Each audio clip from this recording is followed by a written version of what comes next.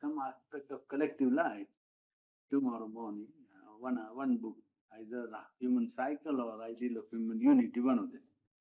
Today is one subject matter concerning the life divine. 2 points I want to tackle this morning. Because life divine presents so many avenues for new approach to the problem of man's individual and collective life, that it is not possible to deal all of them in one single exposition or one sitting or one session. We chose one or two just now.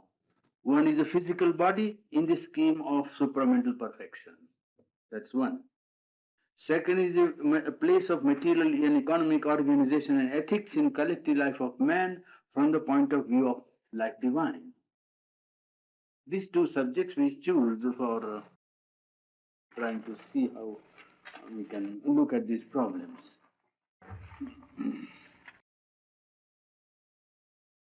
The place of physical body in the scheme of any perfection, and particularly supramental perfection, this concerns, or this is related to the movement of ascent from mind to the supermind, and the descent from the supermind to the mental, vital, and physical consciousness.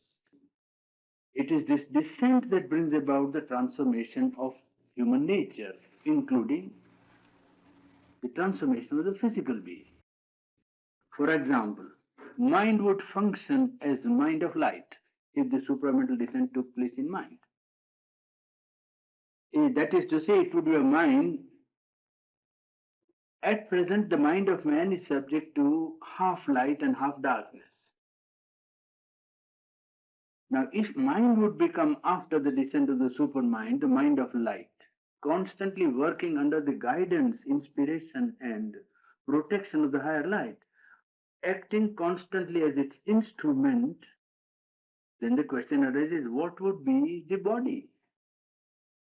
If the supermind descended into the physical, one result we can predict is the descent of supermind in mind will make the mind function constantly as a mind of light.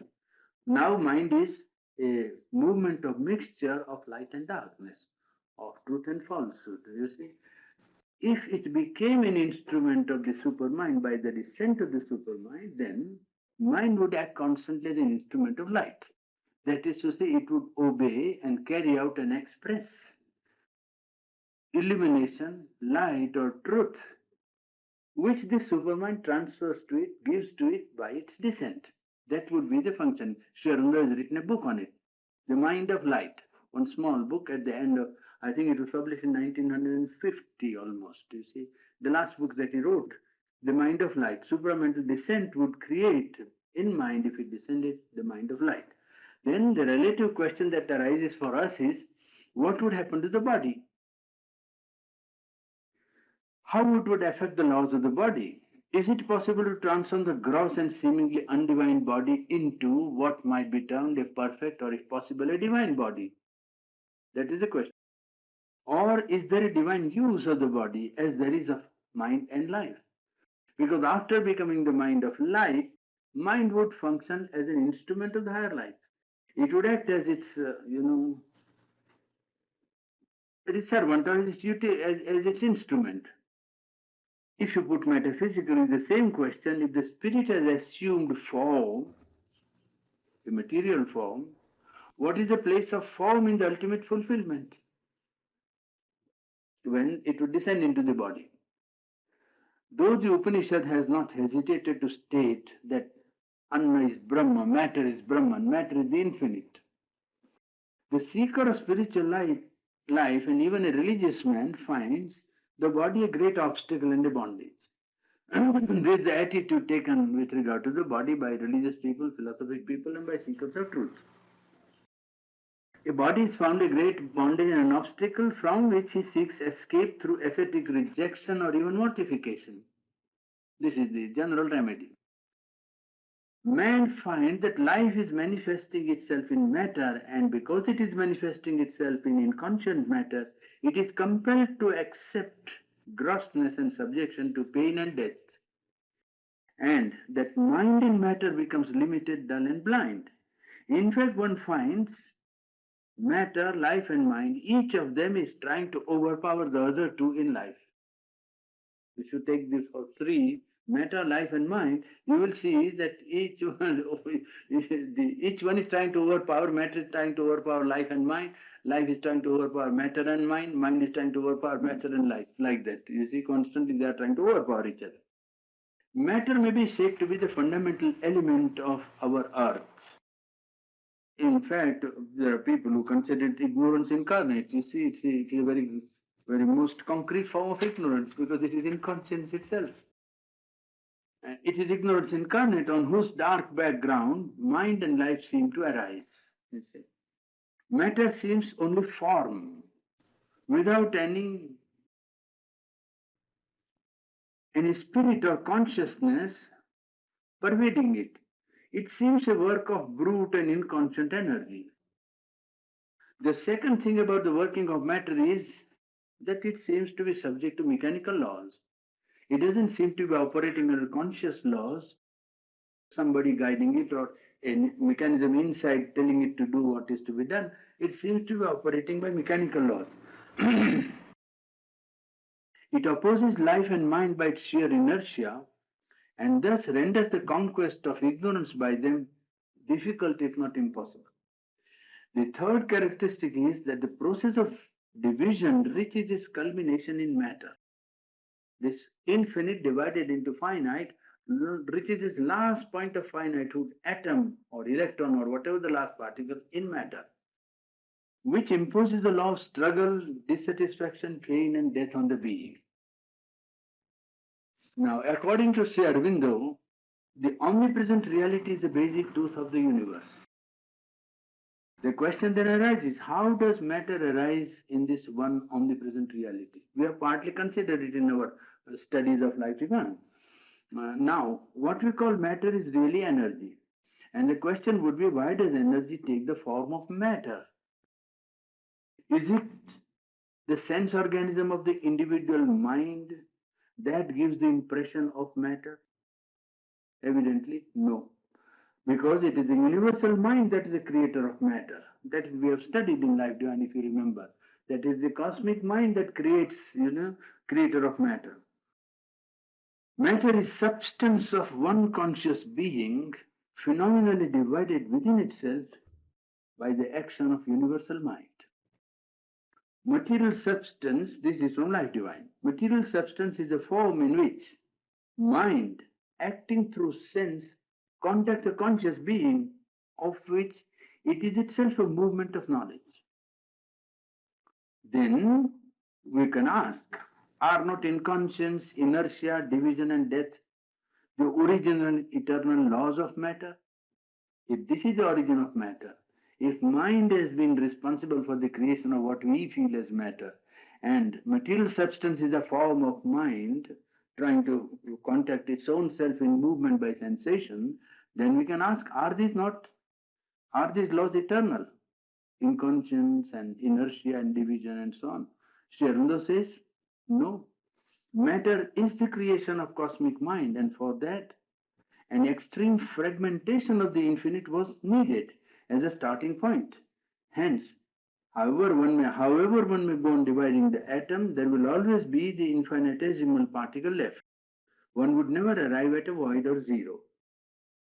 Subtler and subtler states of matter exist. Matter is not this gross that we see. That is what I think Arthur Eddington wrote in one of his books, Gifford Lectures. He said that matter is now become so difficult to be explained to the man in the street, to the normal man, that the language of the scientist would sound like magic or like, superstitious language to the ordinary man. Because he would tell him, if you ask him what is a table, then he would say the table is composed of infinitely small particles, electrically charged particles which are moving at the speed of light. and they bounce against each other so fast and so quickly that solidity of wood is not disturbed, and the hand of the writer doesn't go through, though it is only electrically charged particles that are, well, the man in the street won't understand it easily. You see, he would say it is all right, wood I understand, but when you say that it is composed of electrically charged electrons or particles, I don't follow it. Well, subtler and subtler states of matter. This is reference to, relevance to the position which Aurobindo is building up for a possible fulfillment of the human body in the scheme of supramental perfection. When you follow that ideal, then you have first to see what actually has been accepted, how far the grossness and the inertia of matter has been, well, probed into, and what are the conclusions to which science has come. The one conclusion is that there are subtler and subtler states of matter which exist. Ether as an intangible and almost spiritual support of matter also exists, but the presence is not detectable by experiment. You cannot find it out by experiment that ether exists.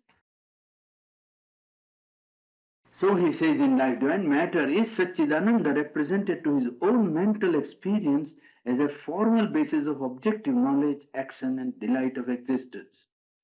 But to our normal experience, substance is real in proportion to its solid resistance. A substance becomes real when you can handle it, touch it, when it is refuses to be liquid or air. It is solid. Resistance and durability of form. More subtle the substance, less material is the form. If the substance is more subtle, the form is less material. It doesn't take form. You see, it doesn't give you a solid form. If the substance is, well, less material and subtle. If we look at the process of evolution from matter to spirit, we find an ascending series of substance, which you have already considered in the one day before, you see. When the substance is less bound to the form, it is more subtle and flexible. Drawing away from durability of form, we draw towards eternity of essence. You take flowers.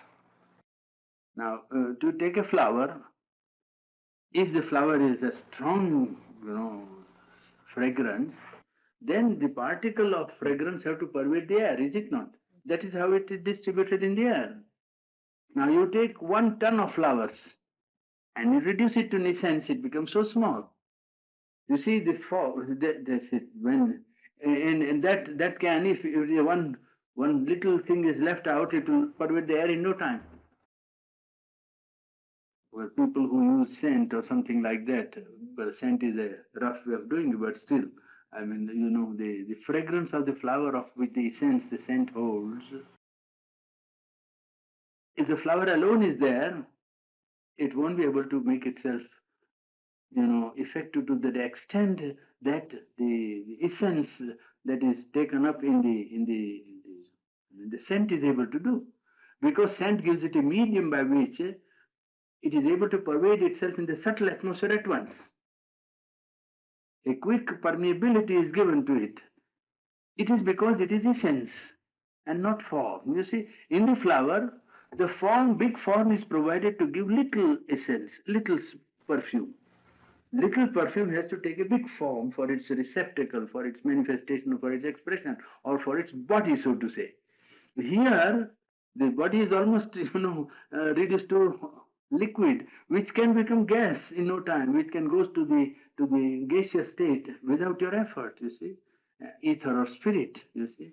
And because of the medium being subtle, the form being subtle, the pervasion in the subtle atmosphere becomes very quick, and there is no form on which the essence has to depend for its expression. You see, this more subtle the form, the quicker is the work which the essence is able to do. Well, he says, drawing from the durability of form, you draw toward eternity of essence.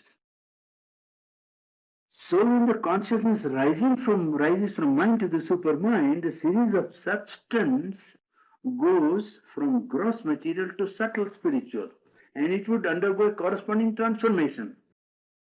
When the consciousness rises, then the body is able to also correspond to or respond. In the beginning, first it responds to the vibration of the consciousness to which the man's spirit or his being rises. When the being rises from mind to the supermind, or in between the layers of higher mind, illumined mind, overmind, or supermind, the body correspondingly participates because, well, in the process of ascent, there is necessarily a change in the substance of the whole being. And even though immediately the physical substance is not changed, that takes place a change in the vibration of nervous and physical being, which is not really a full transformation, but it shows that the body is able to vibrate or to assume or to accept and respond to the action of a higher consciousness. Now, if you, for instance, take up any spiritual experience, take up the experience of peace. Now, if you take up the experience of peace, you will see that peace is not only of the spirit, but that when it comes down into the mind, it has a corresponding vibration on the nervous and physical being. When it comes down to the vital, it is still more intense, the action on the nervous and the physical being. When it comes down to the nervous system, it almost can make the body feel the solidity of the peace that is descending. The body can participate in the peace and almost feel the solid aspect of peace, so strong that a force of disease or a vibration contrary to the maintenance of peace is not accepted. The peace can become so solid, so firmly established in the physical and nervous system that any vibration that comes to disturb it, well, is met by the peace. Now, this is we are sounding the potentiality of the human body, remember, in the scheme of supramental perfection. Yeah. In the mind and life substance, in the mind, if the mind and life substance underwent a change, there is no reason to suppose that body which is seemingly undivine and gross would remain unchanged. In fact, the present limits of the body are not permanent. It is not the sole possible rhythm of cosmic nature, as Sri Aurobindo puts it. Body can be transfigured, and in the words of Sri Aurobindo, Earth Mother too may reveal to us her Godhead. Mother Earth is the physical, the material, and she may reveal to us the Godhead which is there within her. Even without any radical spiritual change or transformation, we find athletes and physical culturists by sheer training achieving remarkable results, isn't it? To show the limits of the body, feats of endurance and strength that verge on the miraculous. Moreover, under various kinds of psychological stress and strains, the human body shows extraordinary range of capacity and endurance. Now, this you have to see from Greek time right up to all historical evidences, if you collect. You'll be surprised to know that man has said that body cannot change, the body cannot change, but how many, extraordinary, feats which can be almost miraculous have been performed by the human body. You know about that Greek man had to run 150 miles in 2 days to carry the news of war from north of Greece, means Athens, to Sparta and back. The whole distance was covered. And I told you in Tibet, for instance, this whole of Tibet is covered in 2 or 3 days by one man. And he almost flies. The instance of the man whose foot was amputated and hand was cut off in war, in the Napoleonic campaign in Moscow. You see, while Napoleon was retreating from Moscow, one soldier marched 3 miles with his foot amputated and hand cut off. There are extraordinary instances where the body has shown the limit of how far you can go with, training, with will, with, of course, regularity also, not merely by one day's affair. Perhaps they are training for years together, but body can be trained. There was one case I remember of a man in Sweden, I think. Was it in Helsinki? It might not be Sweden, it may be Finland. I don't remember now. It might be Sweden for the matter of that. There was a cycle race, and a man of 65, 40-mile cycle. He competed with the young boys. Young boys. We're quite hale and hearty, nothing.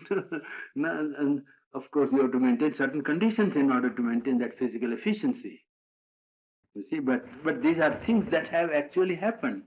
So, limits of how far fasting can be carried by a human body. 100 days, 110 days in India, the giants. 120 days. Max Winnie in Ireland, 90 days. So, you see, how far body can be, bodily changes are not fixed. I mean, the present formula is a workable formula. Normally, certain things happen. So people say these are laws. But the potentialities of the body are immense. Well, even from that point of view, supposing somebody is sick in the house, and I have seen old dames waking 3 full nights without wink of sleep. No reaction. She is all the time active. There is marriage in the house, and I have seen, you see, people working for weeks together, preparing for it, going through it. Afterwards, they have a little reaction, and they lie down and are flat for a week or 10 days. But during that time, it is tremendous what strain one can go through physically. You see, there are seasons in India, and cotton season particularly, when cotton is taken to the market. You see, then there are agents, you see, who deal with cotton. So the farmers bring it to the agent, and the agent is dealing with the bigger firms. At that time, he has no time to take his food or sleep or nothing. He is only cotton. He is only cotton all the time. And you'll be surprised that that man ordinarily should tell him, let us go out now. Oh, it is very hot. If you go, it is raining. At the time when there is cotton, no rain, no hot, nothing, he is able to go and do anything. Hunger, thirst, everything. That shows the elasticity of the physical to react to a psychological situation, an accident or sickness or good occasion, or immediately brings about some conception of how far human body can change. You see, with only psychological pressure or some decision or some need. Or I remember myself, for instance, when Sherlock got his fracture of the foot, femur, in 1938, November 23rd. Doctor said that he wanted plaster of Paris. I called the doctor, mother called me, mother rang the bell, so I went there. I was the only one awake there. At that time I was heating water for her bath, and she said that something has happened to his foot, and you immediately go and call Dr. Manilal from Baroda. He was a medical officer from Baroda state. He had come for darshan, he had come for visit, he was a disciple. So I ran to him and called him. Well, when he came, he said it is fracture, and I must have plaster of Paris to put it in mold. I went to our dispensary down there. There was no plaster of Paris there because we didn't prepare for accidents like that. So I had to run to the hospital and get the plaster of Paris. The speed with which I ran, I still remember, could have competed with motor car. Because when I came back, doctor said, oh, you so quickly brought from the downstairs. He didn't think I had been to the hospital. He couldn't imagine. He told me, oh, you've been so very quickly. We had it on our dispensary. I told him, no, I brought it from the hospital. He looked at me. I brought it from the hospital. In a time that would have been taken from going to the dispensary downstairs, just opposite to the window, you see. That time I took, and I ran because of that. If you ask me to compete with a boy, I won't be able to do it. If you say these boys are running and you run with them, then I say, well, let them run. I don't feel like running. I wouldn't feel like running. So that stress it is that makes maybe some reaction, but what I mean is that body has a limit of change, elasticity and transformation which has not been tapped by man consciously, you see. Science has sounded some potentialities of matter, and it is a truism to say that man's body is living matter. Man's body is nothing else but living matter, is it? Yes, the powers of man's physical body and senses in their gross functioning are very limited.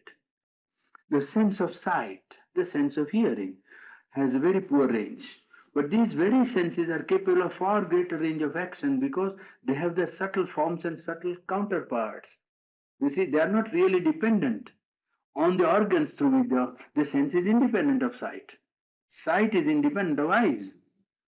Man with no eyesight can see. Absolutely, this has been proved. Men with bandaged eyes have seen. Blind people see. So sight is not entirely dependent upon the organ of eye, I mean the sight. Still more remarkable are the hardly tapped powers of the mind. When some of the powers of the spirit are awakened in man, or when man's nature undergoes a transformation by the descent of the supramental consciousness, then not only would unknown spiritual powers become active, but the very physical consciousness of man would have to undergo such a change that a far greater degree of immunity from disease would be attained, leading ultimately to the conquest of death. It is the operation of the higher consciousness that should really bring about this change. The schools of yoga in India mention 5 states of substance, each corresponding to a degree of our being, the material or annamaya, you see, the physical, vital or pranamaya, the mental manomaya. I have already dealt with it in psychology, you see. The ideal vijnanamaya, spiritual or beatific anandamaya. So to each grade of the soul there corresponds a grade of substance. To each plane of this consciousness there is a substance which corresponds to its functioning. The soul dwells in each simultaneously. There is no isolation between the substances of the soul manifesting a universe. They are called koshas or sheaths of the body.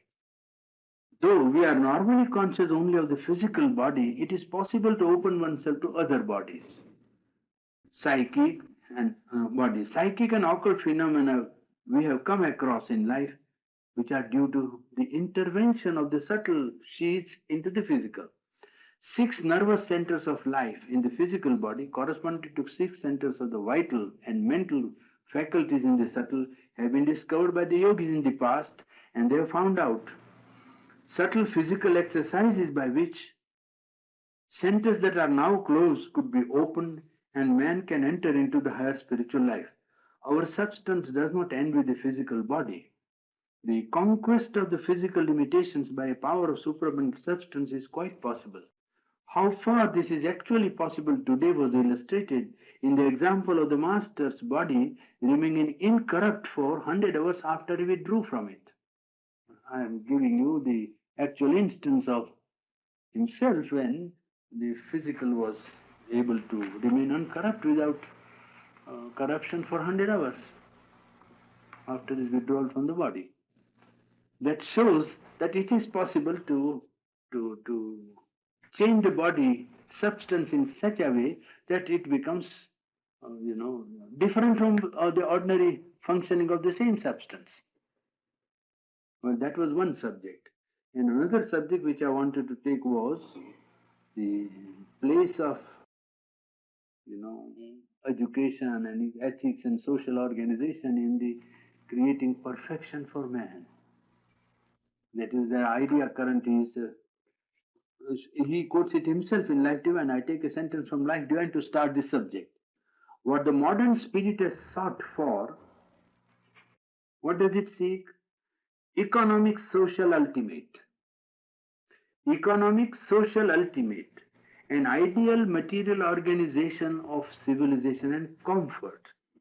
The use of reason and science and education for the generalization of a utilitarian rationality which will give the individual a perfected social being in a perfected economic society.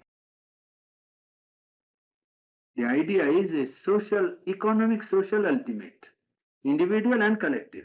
This is one driving force of modern collective life.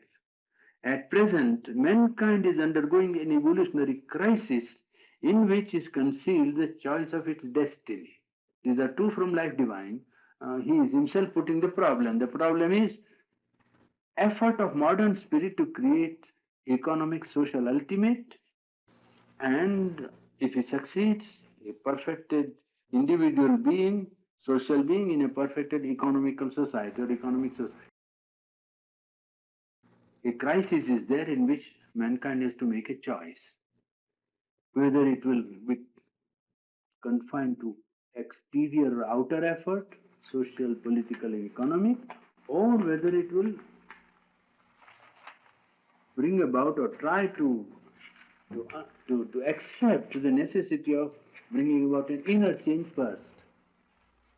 That is the problem. Problem is whether mankind can be persuaded to accept the necessity of an inner psychological change.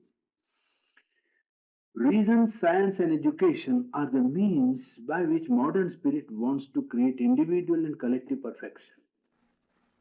Try to think over these problems. Yes. Reason, science, and education. These are the only three means by which the modern spirit wants to create individual and collective perfection. What remains of the old spiritual values is moralized spiritualism or humanitarianism. Some element of what was true spirituality is turned into moralized humanitarianism, social ethicism. Social ethicism. These are to replace the old religious and spiritual idealism. You must have moralized humanitarianism, something good for everybody else, and you try to be goodwill for all and truth and honesty and justice and things of that kind. And social ethicism and ethics because of social ethics. Granting that economic stress has a legitimate place in any scheme of reconstruction of collective life, the need to consider the adequacy of psychological means which modern man proposes to employ remains. We must consider whether the means which he proposes are sufficient to bring about that change which he wants to. To create that perfection, is it possible? Reason and science as psychological means or remedies can only help, but are not sufficient to solve problems now facing humanity. Whether reason and science can really solve, well, they can help, but cannot. This is the discussion which I am following, the line of life divine, you see.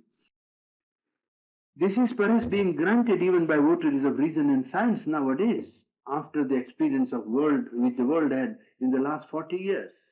After 2 world wars, they found that yes, reason is not able to solve problems. It can help, but it is by itself, science and reason doesn't help.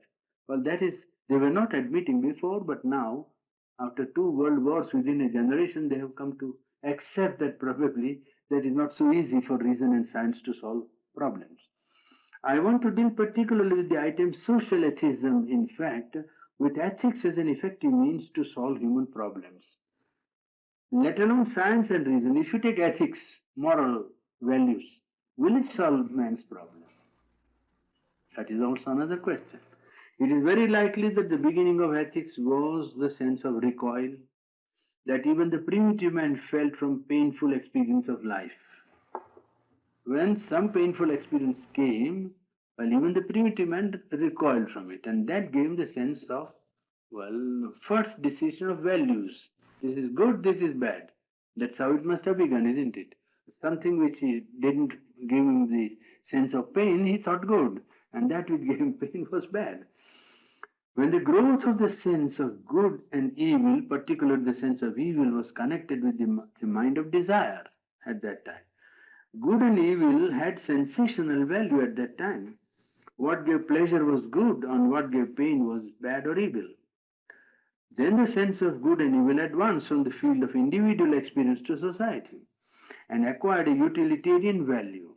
What was good, what did benefit society was good, and what did not benefit society was bad.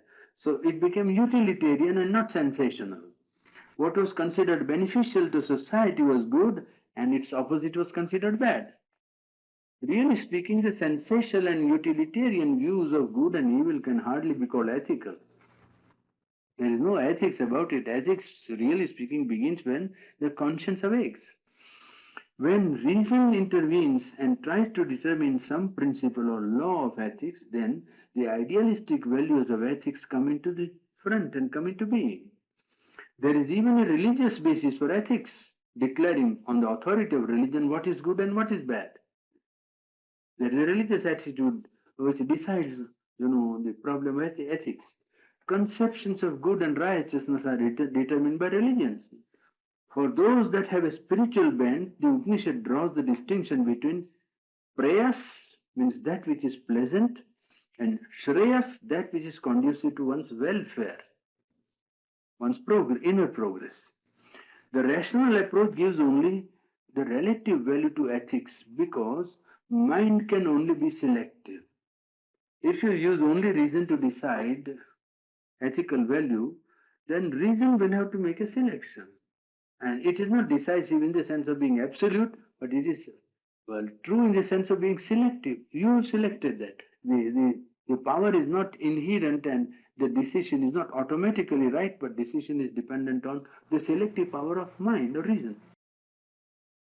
Besides, mind gives ethics a form in mind. What is good for one mind is bad. Rational approach only gives a relative value to ethics because mind can be only selective. And in that case, what is good for one mind might be bad for another mind because it's only a question of being selective. Besides, the mind gives ethics a form in mind and in action in life, which becomes more or less artificial construction and not a spontaneous expression. Mind, when it takes ethics, gives a form in the mind or in life, and constantly it says it must be like that. Now, questions have to be decided each on their merits. Questions are not fixed, in the mind in a permanent attitude because each question can be taken up on its own merit and decided. It shouldn't be that once the mind has decided in every condition such and such a thing is good, well, then perhaps it will turn out to be bad in some situations, you see. So that here the fixing of values in the values by mind in life and mind creates not a spontaneous but an artificial construction. With these limitations, ethics, the sense of moral values of good and evil, is indispensable at a certain stage of evolution. It arises from the perception of possibility of a higher idealistic harmony and the prevalence of a lower harmony in man's nature. Ethics comes into play when one notices that in his life, in his physical being, in his vital being, in his behavior, there is a play of, certain values or forces which is a lower rhythm. And his mind and his heart, they perceive the possibility of rising to another rhythm of perception, values and conduct. What ethics wants is that this lower rhythm must be replaced by the higher rhythm which the mind or the heart perceives, the conscience perceives. Ethics comes to an effort, really speaking, by the awakened consciousness of man in the intellect or in the heart to substitute its higher values, its higher rhythm in place of the rhythm that already governs the lower part of man's nature. His lower vital being, which is governed by impulse, by desire, by passion, by like, by dislike, that rhythm is normally operative in man. It is this governs the whole of life. Practical life is governed by these things. When one perceives that there is a disparity between the two rhythms, the rhythm of the lower life and a possible rhythm of higher life, then he wants to make this possible rhythm actual by putting the discipline, putting the idea of ethics into, in life, in operation. It rises from the perception of the possibility of a higher idealistic or intellectual harmony and the prevalence of a lower movement in man's nature, the movement that he inherits from the animal, from the inconscience from which man has evolved. The aim of ethics is, really speaking, not to destroy the parts of nature that are wedded to the lower harmony, but to convert them, first by controlling, to lessen, to tame, to purify, and to prepare to be fit instruments for the higher harmony. Because you can't destroy the instruments, the nervous system or vital being is a necessity. Because the nervous system is governed by impulse, or the vital being is governed by the lower passions or lower movements of desire or instincts, you cannot destroy the instrument in order to get rid of the difficulty. I say that to convert them by first controlling them, to lessen, to tame and to purify and prepare and to make this instrument fit for the higher harmony which the mind and heart of man perceive as necessary for perfection.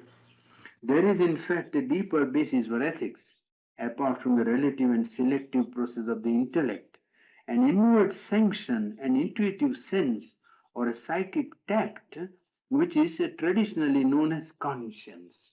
Ethics really depends upon conscience, awakening of conscience, not of intellect, not of heart, not only operative on the surface, but a deeper point of reference called ordinarily the conscience of man. Morality has thus to do more with the will than with any other part of human psychology. There are some thinkers who believe that morality also gives knowledge. It is truth in a certain sense and within certain limits. It gives one the knowledge of the world which is inconscient. It brings one in contact with elemental powers within one's own self in the lower nature. It brings in the subconscious and powers of the lower nature, vital nature. Secondly, the practice of ethics or morality tends to purify the ordinary nature and may serve as a beginning of dissolution of the ego, which is a great obstacle in man's inner progress towards the truth. Ethics establishes active impersonal value in man's nature, which requires the subjugation of his ego. If a man is to observe simplicity, non-possession, or service, well, he has to curb all the time his ego, is it not? He can't do it for keeping up his ego at the most intense point. It establishes active impersonal values, truth, or justice, or service, or non-possession. Well, these are impersonal, values, and it establishes impersonal values in man's nature, and these are made to subjugate, to control his ego. That thus far, morality leads man to progress because it leads him to control his nature and also to curb his ego. In the process of man's evolution out of ignorance, therefore, ethics is an indispensable state. You have to pass through these ethics. At the basis of ethical endeavor, there is will to attain freedom in inner and outer life. When you say ethics, what does ethics ultimately want to do? Well, it wants to attain will to attain perfection. Whatever the concept of perfection, whatever the ideal of perfection one may have, he may have perfection only as intellectual idealism or moral value or some sort of outer work. But ethics is an endeavor to live the will to attain perfection in inner and outer life. Seeking for truth, for instance, good or beauty, is a sign that the will to perfection is awake in the human individual. When the human being wants to attain the truth, attain good, or realize beauty, well, that's a sign that will to perfection has awakened in him. There are people who think that duality that obtains in ethics, duality of good and evil, truth and falsehood, is eternal, and that there are two eternally conflicting forces at the root of cosmic nature or manifestation, and man's progress lies in constantly choosing one against the other, the good against the bad, to see the light against darkness, truth against falsehood. But a little thinking will show that there is no reason to grant an eternal antinomy in the working of cosmic nature permanently. Duality, in fact, is only in the mind as a necessary mood for its action. Duality is necessitated for the mind, otherwise mind can't act. And mind has to divide and act. Well, it has to divide good from what is not good and act. But duality is really in the mind and not there. The opposites of truth, good and beauty, have no eternity about them. Of course, so long as one is in the mind, good and truth are also relative. But there is absolute of good, absolute of truth, absolute of beauty, beyond mind, of course, where there is no possibility of falsehood or evil. It is like darkness whose existence depends upon light, but the contrary is not true. There is no absolute of falsehood. Absolute of truth can exist, but no absolute of falsehood. Besides, though the first awakening to the sense of truth, good and beauty generally comes to the mind, yet at its root it is much deeper seeking. It's not a mental absolute or mental good or mental truth which one is seeking, but the absolute truth, the infinite truth that is being sought. It is the soul of man that turns to these things, and because they are of the nature of the soul, they are not intellectual truths. They seek for beauty or truth or light, you see. Awakening to ethical values, attraction towards truth, good, beauty, towards nobility, and such other values of life, is the machinery provided by the supreme wisdom so that the all-pervading ignorance may slowly turn to the light of knowledge. The all-pervading knowledge, how is it going to turn to knowledge? By each point turning to truth or good or beauty or some higher value of life. Its ultimate aim is not merely to bring about a moral perfection, but to lead man towards the infinite. It will not be satisfied with whatever concept of truth the mind gives it. The moment mind has realized one aspect of truth, there will be another aspect of truth ready, waiting to be perceived and realized. It will stop only when one enters into the infinite consciousness. None of these great realities can be fully realized within limits of mental consciousness. We cannot fully realize truth or good or beauty in remaining in the mental consciousness. It is the curing of the split existence which is the remedy. The remedy is to cure the split existence, the separatedness in which the mental consciousness lives. The existence is divided, and this division has to be set right. Sometimes an undue stress is given to external action in practice of ethics. As a social and conventional rule, well, there may not be much to say against it. But from the point of view of deeper psychology, one has to accept that action is not what it appears to the outside. It is a resultant of energy to bring, energy of being. And there are many kinds of energies at work in producing a particular action. Action is the result of a very complex play of many forces. And we see that nature admits strength, power, and efficiency as elements in bringing about results in life. The value of action depends upon the source, its source in the being, for externally the same action may be the result of quite contrary forces. You cannot judge an action by its outer form. There is a very funny story in one of the books by Bengali writer. He was a very fine devotee, a very fine soul. So he said that one man saw a boat coming in the river, and one man was had a bottle and he was drinking, and there was a woman with him. So he concluded in his mind that he must be drinking and it must be a party of people who are out for fun and spree and so on like that. That is appearance. When actually the boat came down, he saw that the man was there. The bottle was a bottle of water, and the woman with him was his mother.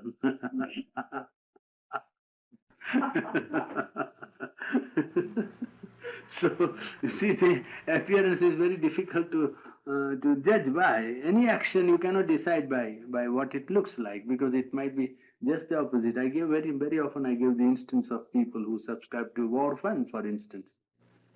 If you see a list of people who have subscribed to the war fund, so and so, so much, so and so, so much, so and so, like that.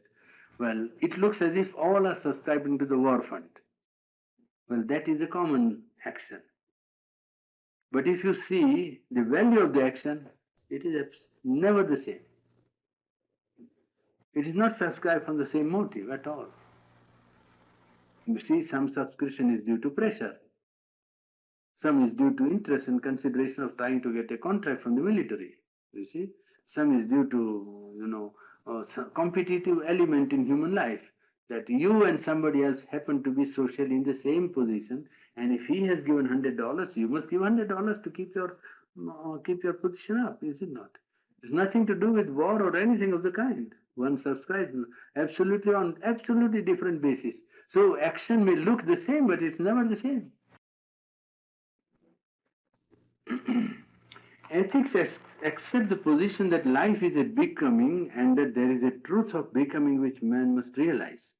In that process of becoming through which the human soul evolves, the duality of good and evil, true and false, belongs to the mind. And the call on the human soul is of the infinite. The human being has to rise to the consciousness of infinity. And on that higher plane, the supermind, the soul rises above duality because it goes beyond mind and its ignorance. Ethics as an ultimate remedy for man's perfection is an imperfect state, but it is an indispensable state through which the human soul must pass. Ethics is a stage and not a remedy. That finishes the subject of today. Now, tomorrow we'll take up collective life. Either we take up the human cycle or ideal of human unity, perhaps human cycle, I don't know. Well, when we think of our outward advancement, our technical advancement, that's a very vital necessity because it also advances man.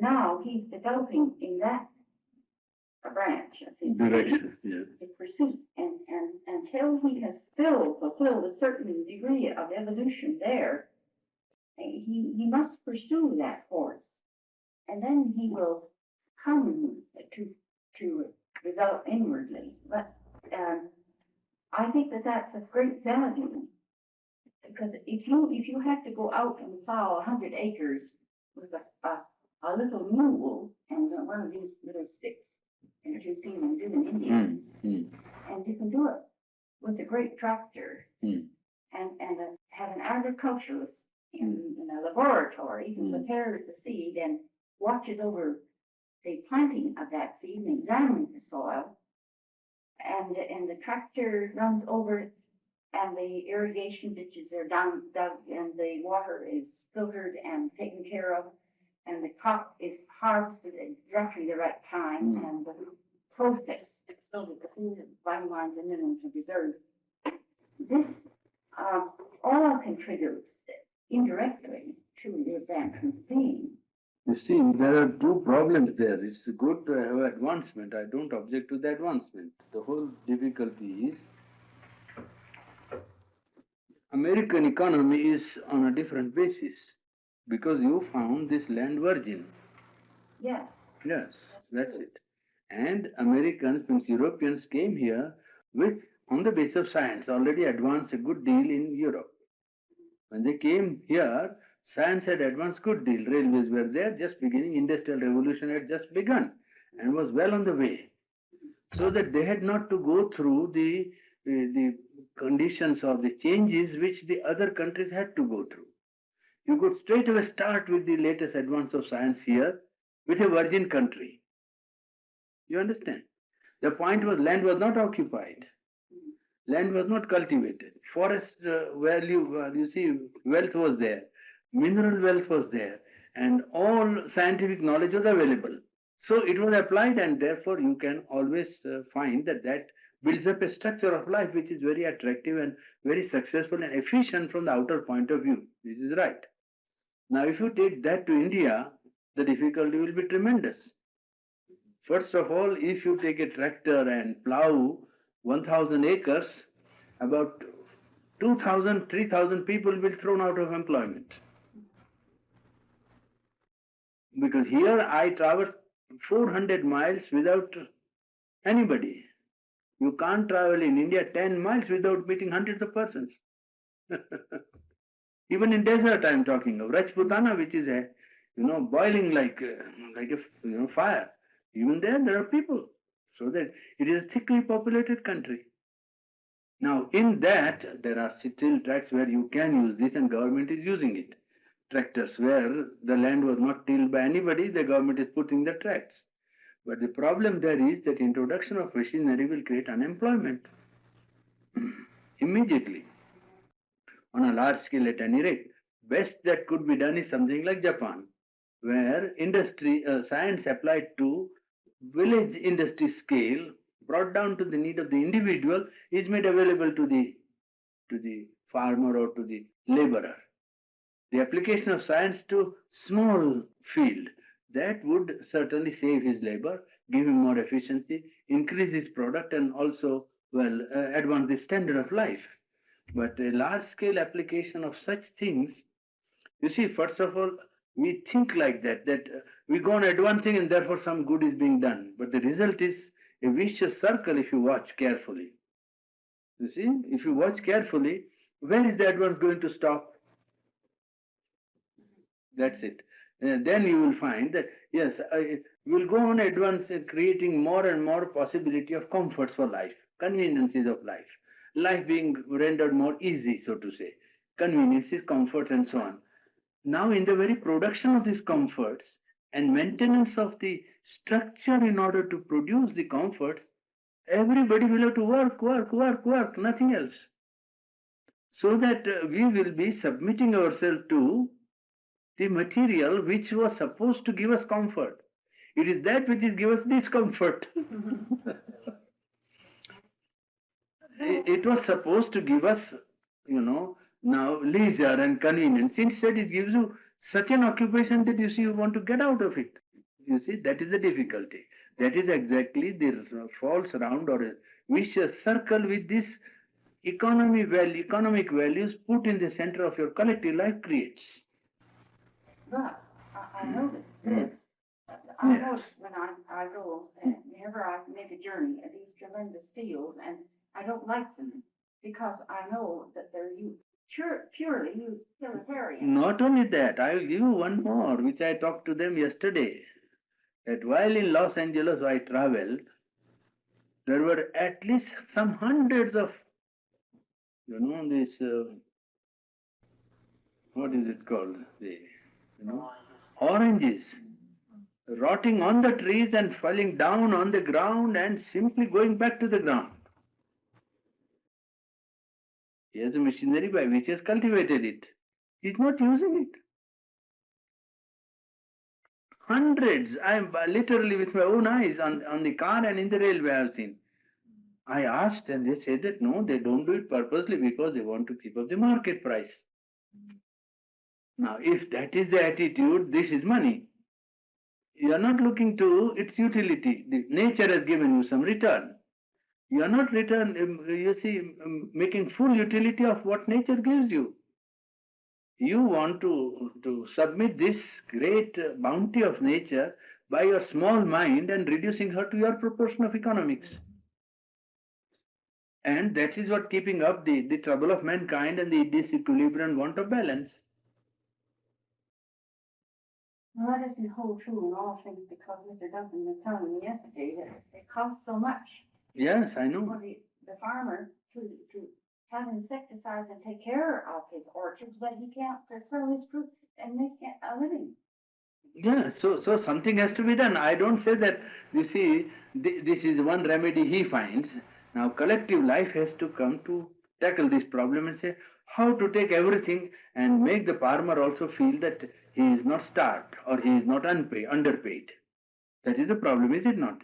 Yeah. So, let us say American public or American government or an organization of growers comes into being and says, no, we shall take every orange that is grown and utilize it. First, when you start with that only, you will solve the problem. It is wrong on the part of these people to start with that, we must keep up the price. It is wrong. You say, no, we will take every orange. Let us see. And then how to make now the farmer economically well paid, or economically his life, make it what you call self-sufficient, to put it mildly, or at least make him feel that he is not starved or he is not unjustly treated. That's all. Somebody must come in the center and say, we buy up everything. Why? And give what is the cost? They must find out. The cost increases because you are keeping up the high price. Cost is increased. Why should there be more cost if things were cheap? Now, in India, I tell you the instance of how I look at it. One orange costs about, 1/4 of $1. And it's impossible to get it for the sick and the child and the old people. Impossible. And you can see that it is rotting here. What is the meaning of it? I mean, what kind of world one is living in? Now one has to find out now how to, therefore, yes, something has to be done, that's all. And done rationally. I don't say with an idealistic outlook and become unreal or, fly in the clouds. No. But something to tackle the problem to see, because you keep up a high price here, you have to pay more to your laborer. The laborer, when he buys the orange, he has to buy it at high price, is it not? He is asking more money because his living is costly. The laborer, the farmer is highly strung economically in difficulty because he has to spend. Now how to make him spend less? It is by taking the whole of it in such a way and making it so common that all people get it cheap. If all people get it cheap, then he will also get his labor cheap comparatively. I wished it was that simple. Huh? I wished it was that simple. Yes, that's but it. You see, this is an overall problem. Oh, whole world problem, really speaking. At least one big country like America or some big countries in Europe, you see, they can tackle it on the whole national scale. It cannot be tackled by small groups or one state or one part. It is not easily soluble because it is very complex and complicated. It is complex. It is not simple. That I grant. But man has created complex problem. He has got to solve them. He can't back out of it now. Why did he do this? Then he has now to find a remedy. He must. You see, it requires first rising to almost a realization of oneness of humanity somewhere in your being. You must rise to a consciousness of humanity as one unit. Then you easily come to some conclusion and understanding, organization. Everything will be set up when people who have the capacity to lead or capacity to govern these fields of life, they come to realize that we must all think about the problem of overall problem. Then it will be easy to find some way out. But each one is thinking, but if I do that, I will lose. Well, then that is the whole crux of the difficulty, psychological. Economics comes later. Psychology comes first. That's why I always say, problem is man. Problem is not man. Economics comes later. Psychology comes first. That's why I always say, problem is man. Problem is not man. Johnny, have you heard of the Gazelle system that was used in Germany for a period of time? It's a system whereby money depreciates. Do you think that would be of some value? In the First World War, they did something like that, as far as I remember. The murage money that is worth at the end of the year is perhaps worth 98 cents instead of $1 or 99 cents. Yes. And it prevents hoarding of money. So people with a lot of money can't hold prices up because their money is depreciating the same as the other fellows' goods are depreciating. Yes, that is in the First World War, I think that is what Germany did. The pair of shoes cost about 29,000 marks. 29,000 marks after the First World War. Because they had to pay the victors, you see. And in order to keep the German economy going, well, they devaluated their currency to such an extent that it became practically, you see, no value. Practically, it meant nothing. It was to an extent after the Second World War. Tom father was about 300 marks. It was about 2 marks. I don't know about other countries, but I think I know a little bit about this country. I don't know much. But I think our biggest trouble is our government. Yeah. Our government makes price supports. When they support price, that is what causes your waste. You see, they'll pay a certain some people to destroy what they raise. Grow, yes. They will. Now this happened here 2 or 3 years ago. I don't know whether it's still happening or not. They'll pay a man so much to let his ground lay idle, not raise anything. That's poor business. If the government would get the hell out of it and let price and demand take care of it, Yes. price and demand will Yes. balance Balance. itself off. But you've got to get the government out first. That's our trouble. I don't know what I other think people's so, yes. troubles are, but Yeah. that's sure our trouble. Well, but isn't it so that suppose the government is the people or made by the people? It's made by the people, but is communism made by the people? It's made by a small majority of people. That's my argument. But in the mass, the people are ignorant, and it always comes back what Purani said is stuff, right? But the people, You can take the world over and people are ignorant. they're That's the world over. We're ignorant here in one sense of the word. They're ignorant in India in another sense of the word. In Germany, they're ignorant in another sense. So we're ignorant all the world over. Oh. So we're doing good things to start with others, ourselves. That's the only Yeah. place that you can start is with Mm. yourself. Yeah, that's the But how many social- people can we get to start with themselves? Well, it doesn't look like today, but it might be a year from now and 20 years from now might be quite a lot. No, it starts like that. You see, it's not the quantity, but the power and quality which works. You see, and it becomes immediately afterwards understood by people who can see. Then it goes a little faster in people. First, it starts with very few, one or two, but then groups actually can form afterwards. And those groups, when they are moved by this understanding and idealism, they can make themselves effective so far as they are concerned. Others only will see and imitate. Others will not be compelled. You can't compel them. It's not possible.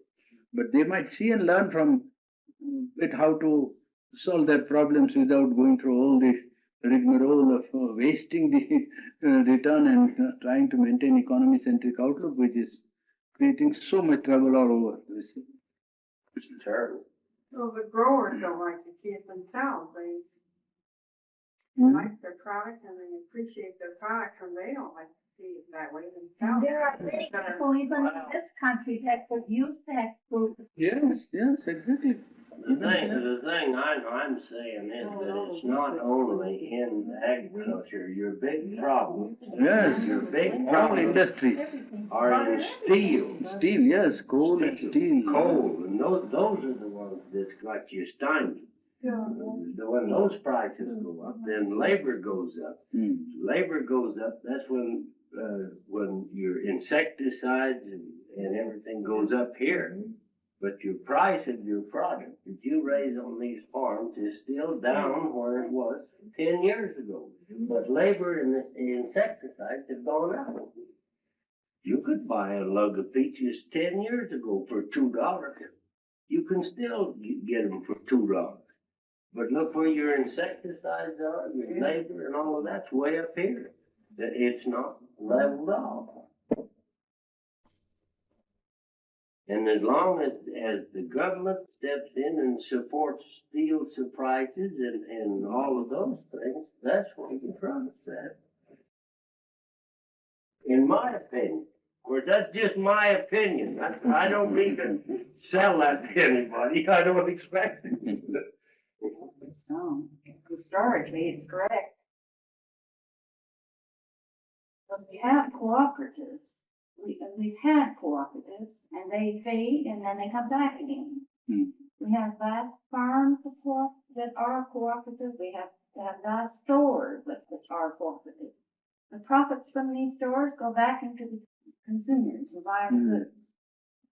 But they are bucked by the big firms, and they're bucked by the stock markets. Yeah, and they're so bucked it's by who the they're bought by. First, the big firm, that's the other.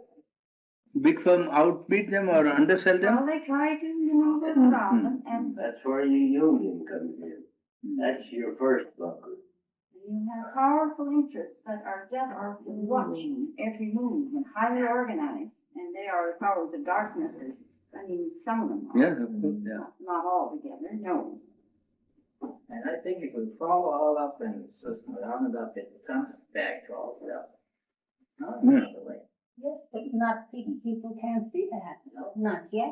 It's not as fun, but they can see. Wow. That's only by living. You can't make them see by argument. You see? Learn, they say. Can't. They will refuse to see.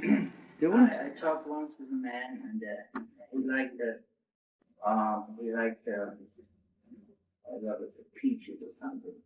And he said, well, I don't like them raw. I like them cooked in a jar. Well, I told him, well, I have heard and I have seen that those peaches are dipped into solution chemically, so the skin peels off, and it's kind of toxic. Oh, you will say our government allows us to do this? He tried to grab me here. Our government is doing everything for us.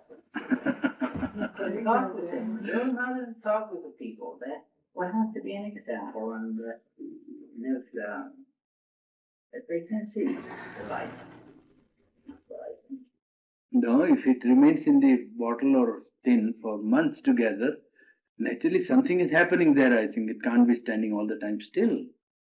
Unless if you put in the refrigerator, even changes can take place. Outside much more because of the temperature and heat. But even in the refrigeration, you have to see the time limit and know within reasonable limits it's all right, 15 days or 1 month or like that. If it is all the time there, then the best is to test. Now, to put a thing in for 6 months, take it out and ask somebody to see how it is. And you might find that it is not exactly as it was. One has to take care of these things. Nature processes are not fully all known, you see.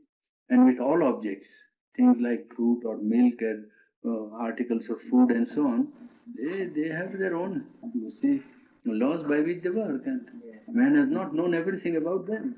The best is to take the fresh things as they come from nature with precautions so as to take out what can be there from outside. That is the safest course that one could adopt. All these artificial things are necessary because you produce so much and you have to send out to good distances. Therefore, you have to do all the refrigeration and protection and so on, which is necessary if you want to distribute the product on large areas at a good price. And a certain time you take the whole thing, then fix the price for the whole year in such a way that all the year round you can get the supply. That also you will see that the stock goes out at a certain time and it doesn't remain. If a certain crop is taken within 1 year or 2 years, nothing of it must remain. Now, who is going to do all that? You see, hard work. It's no joke. What would you say? How much percent of people that go within would be enough change in the atmosphere to put the pressure on for the rest to go within? What percent will change the? It's not percent. It's quality. It's power. It is really speaking not those people. By number of people. It is not by any outer thing at all. But what you will bring, that will work. Not X, Y, or Z will work.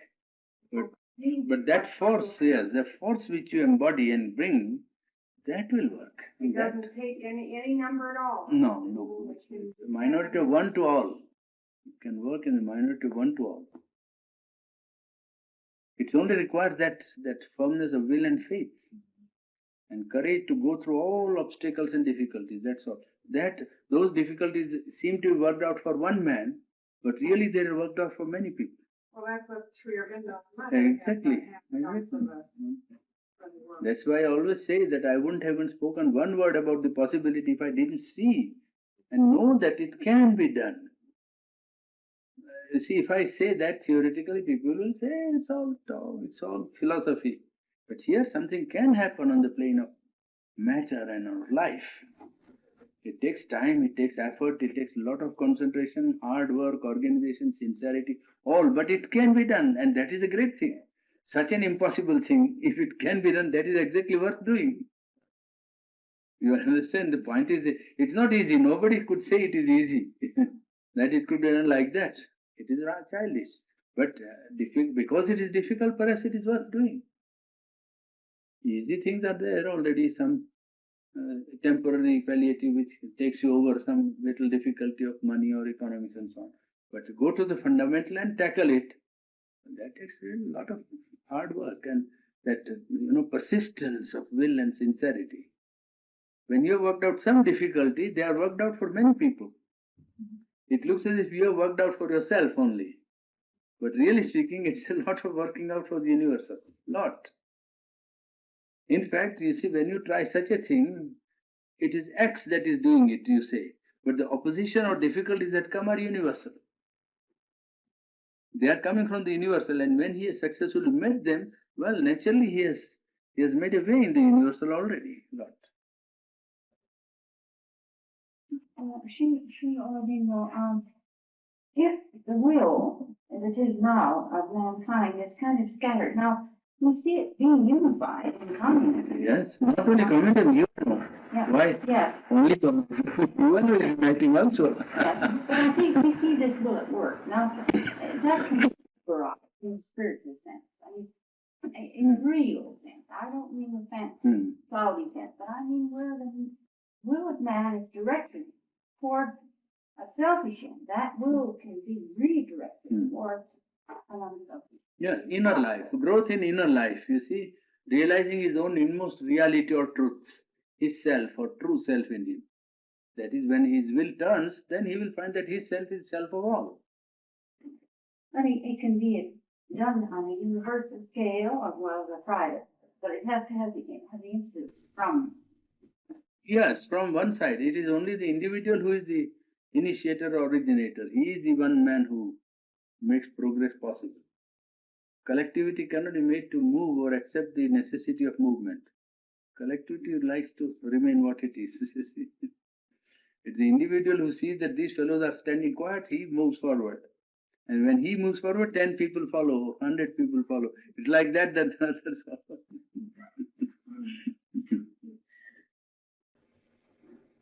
There, that she has gone to the hospital and she is missing the class.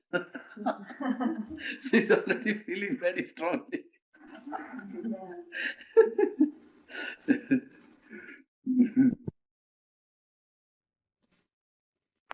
In his speeches, have you seen political speeches of Sri Aurobindo? I don't know whether the book is here. Speeches of Sri Aurobindo, which he gave in political life. And there were 7 articles which he wrote about passive resistance then, early, 90s, 97, 5, 6 and so on. So those you read, and then you read what discussion we have in the evening talks. And then you will be able to understand his attitude. His attitude is such that he is prepared to take non-violence as a expedient and a policy where you can find it workable. In the present collective life of men particularly, the application of non-violence has severe limits. You cannot make it an absolute rule and act in collective life today. It would be good if one could, but you can't risk the fortune or the destiny of the nation on such a high idea. Gandhi pleaded for it during the whole of his lifetime, and even then, in the very last year of his life, he had to permit a defense of Kashmir. He had to say actually to the India government that I support your sending the army to Kashmir. This I am quoting from his life, and there is no greater apostle of non-violence than Gandhi today. Yes. You see? So, you can see how severe are the limitations and the necessity of compromise, that it forces even the best man with the best of motives to accept, because you can't be blind to facts of life. And secondly, how are you sure that non-violence is really the last spiritual reality? 2 difficulties. One is the application to practical life, and another is an assurance that this is really the final and the highest spiritual goal. One could risk that if that was given, but that also is not forthcoming. You cannot swear that non-violence is conceived by the mind. Mind conceives of non-violence almost, like it's an outer act or a moral understanding or a rational principle it holds. But at the basis, when you go to the base of non-violence, it comes to unity of the soul. The spiritual basis of it is unity of the soul. Now, in the unity of the soul, then, you have to see whether violence or what is called violence finds a place. That is the problem. You see, really speaking, that is the problem. Problem is whether in a unity of being which multiplies itself in various forms, it is possible to have a place for what people or the mind calls violence. Really speaking, you see, the language also is deceptive partly. What is violence? It is really resistance sometimes. All use of force, can we say it is violence? You see, violence is a pejorative term. In fact, it prejudges the question in advance.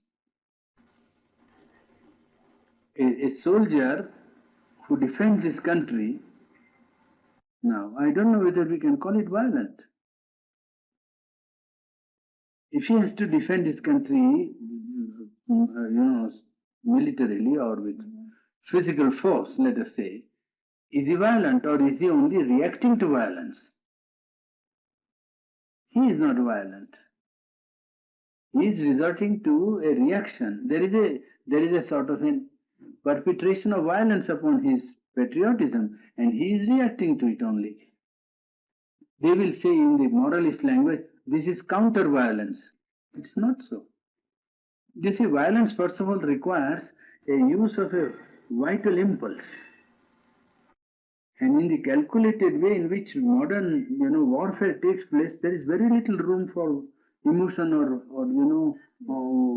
vital, passionate or intense movement of feeling. Very little. It is terribly cold, rational calculations that are at work. Cold, absolutely. What you will do, what they will do, how much you and what you are. There is nobody who is angry. There is nobody who is angry. Yes, that's it. Violence requires a sort of a rising into a temper where one is losing his balance generally in a violent mood. Here it's a question of a man's mind only calculating the necessity of a situation, and you can't help it. Now you can say, well, let us find out an alternative way. That is possible to try, which the people now are trying at their best. I mean, in the UN, what they try is that no, we shall not do it. We shall not do it till the last. Let us see whether we can solve the problem or come to some compromise or understanding without coming to that clash. But whether clash has a place in human life, and whether man's movement towards the goal of truth or perfection can necessitate his participation in conflict. After all, even when you act non-violently, in your mind, you have a reaction. You can't help that. Supposing you hold yourself back from a physical, contest or physical conflict, but if somebody who is doing injustice or wrong or doing something which is violent and you remain non-violent, you are resisting internally all right, is it not? You are resisting internally all right. So that the struggle doesn't cease. Struggle is removed from the physical or material plane to an inner plane. Well, I could very quickly understand why Aurobindo says, well, it is better to fight than to submit. It's better to fight than to submit or than to maintain a present system of things when change is needed. That I have sympathy with, but the rest it sounds very good, and yet I'm just a little troubled. I'm not quite. I would like you to read this one chapter in the Gita, the Creed of the Aryan Fighter. Essays on the Gita. Borrow from here, first volume. There is a chapter headed Creed of the Aryan Fighter. That's a very detailed answer to the position of non-violence. Very detailed answer. He doesn't say that he believes in violence. Shendra is not a believer in violence, don't make a mistake. But he says that there are situations in which you can say that non-violence is not applicable, and what people term violence means a struggle or take up a conflict, might become necessary. You have to act. You cannot simply hold to a dictum that Because I don't fight physically, I'm maintaining non-violence.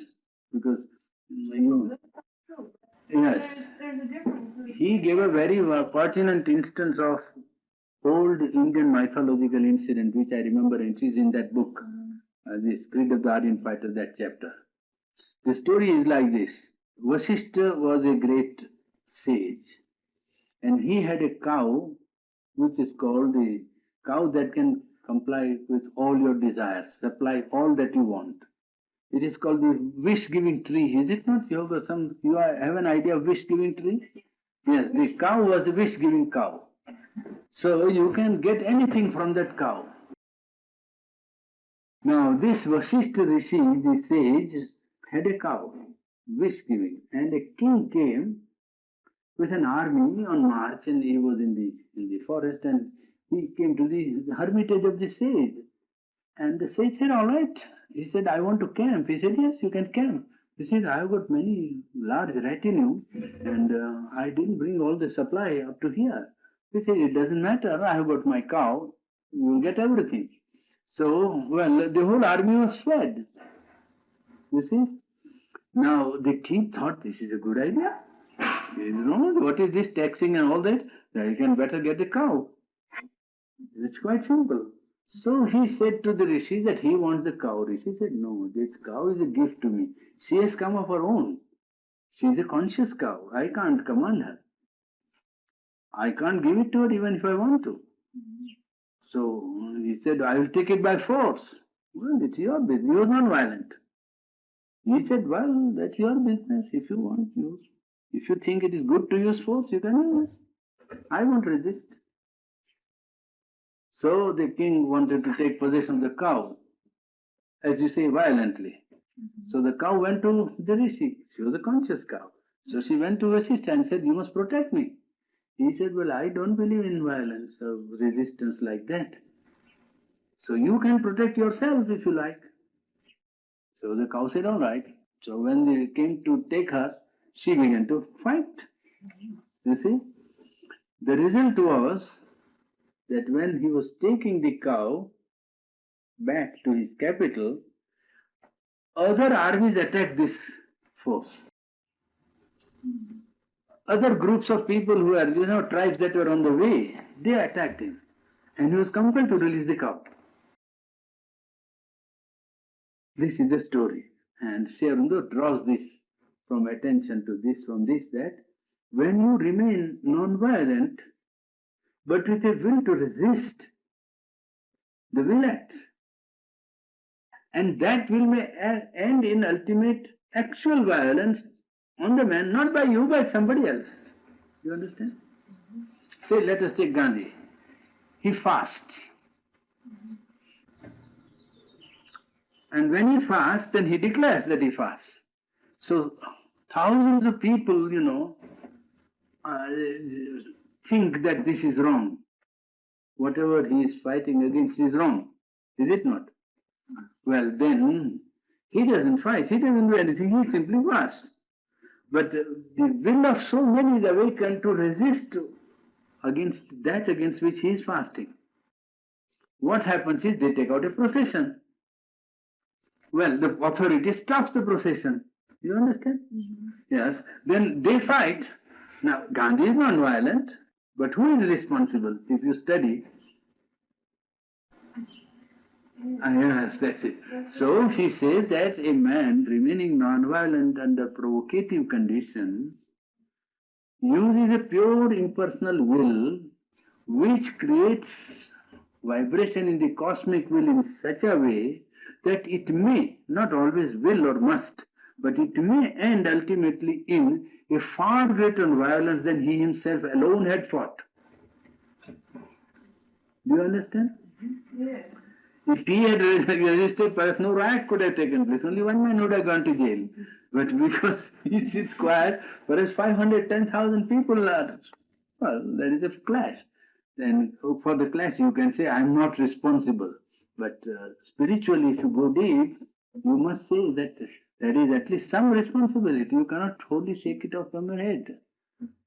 And that is how we explain that remaining non-violence outside with a will to resist, will create a wave in the cosmic consciousness in which ultimately precipitation of violence on the most material plane might become inevitable.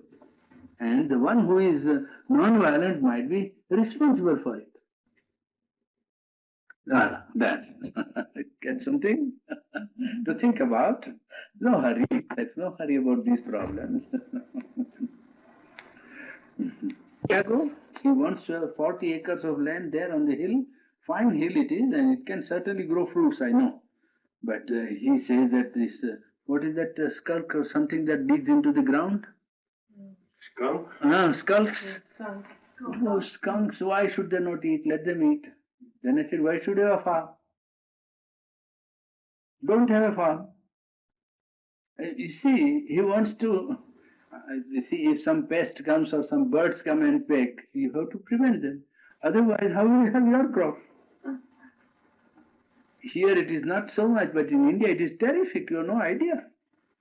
The number of monkeys that are in India, and supported by the Indian stupidity of mind that you should not destroy the monkeys, with the result that the crops, 1/4, 1/2, 1/3, any amount is destroyed. You must be absent for 1 hour in 365 days to lose all your crop. If you go to a farm, you say fair, the farmer goes for a fair, finish, the whole thing is over. Almost a year's labor. Now, you can't risk that for non-violence anyway. With all due deference to non-violence, I can say that they have a right to live. Now, you can argue. Isn't it? They have equal right to live. Basically, philosophically, and in idealistic condition, when you metaphysically solve the problem, why should man displace anybody? That will bring you to the fundamental problem of struggle for existence. Why should man want to make a place for himself? Then you say, oh, that is the law, that is how life lives. Progress is possible only if you live. Truth can be realized only if you live. So the first proposition is to live. Well, then in order to live, you displace at least those that don't agree with your mode of living. Have to.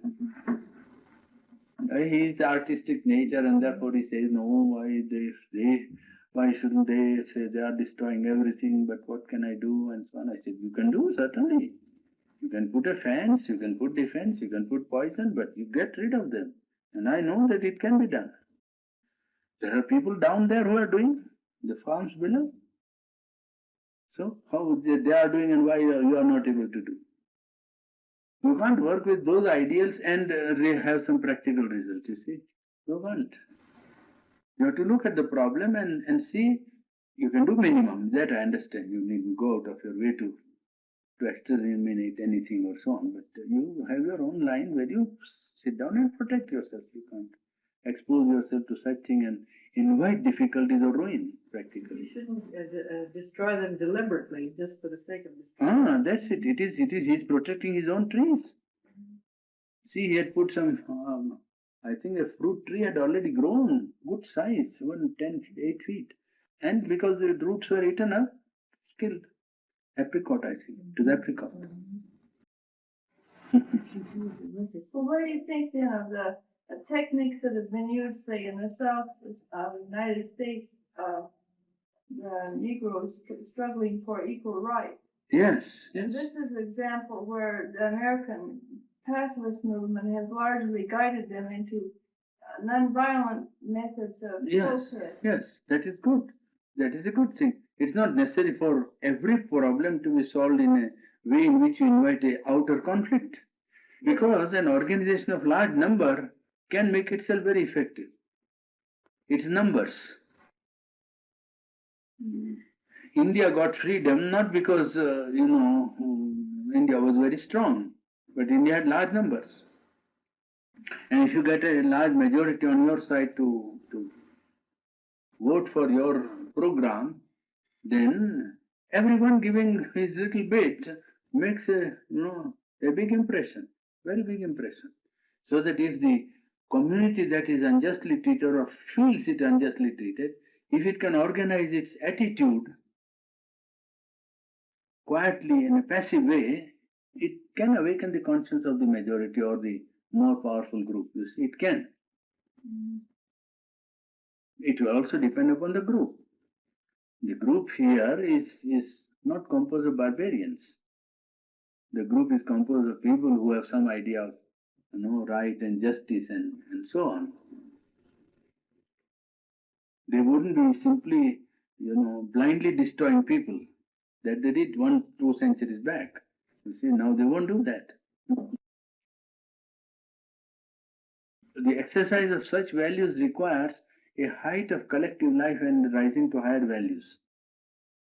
Whole collective life must have risen to higher values in order to make the operation of such values practically possible, you see. Do you think that the freeing of the equal rights of the Negroes could come faster if there was some violence involved? No, I don't think. Because you are one community, you see, what you are judging of mixing up two things. They are not two opposed communities. It is not as if like, say, I see, yes. France, yes, one state. And it's a geographical and national one unit with an economic and political one interest. Therefore, such a division is not necessary. If the Mexicans attacked, for instance, or if somebody else did, then probably that might be necessary. But in a organized nation unit, in a collective life where life has run into channels of cooperation along many lines, it's not necessary to resort to this sort of resistance. I don't think mere assertion of will and collective life would make itself effective. Would certainly make.